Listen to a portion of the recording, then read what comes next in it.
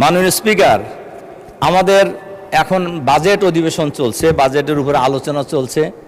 বাজেটে অনেকেই বলছেন আমাদের সরকারি দলের মাননীয় সদস্যবৃন্দ যে এবারের বাজেট এত ভালো হয়েছে যে কেউ মিছিলও করে নাই, কেউ দামও বাড়ে নাই।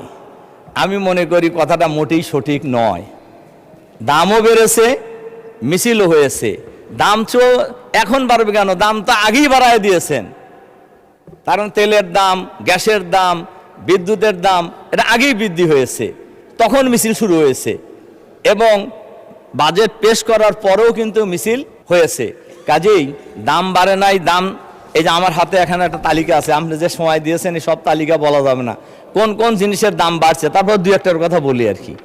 মাননীয় স্পিকার, এলপিজি গ্যাস এটা বৃদ্ধি হয়েছে, আগে ছিল 1341 টাকা, এখন হচ্ছে 1728 টাকা, বৃদ্ধি হয়েছে 28.9 টাকা, তার মানে 29 টাকা।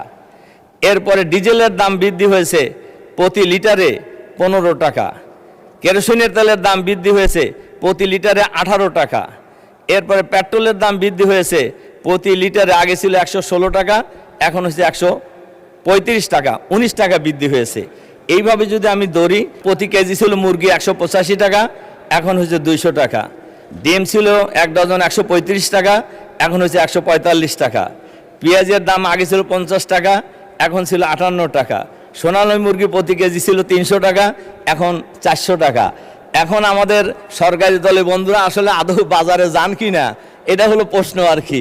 বাজারে গেলে তো এটা টের পাইতেন আর কি।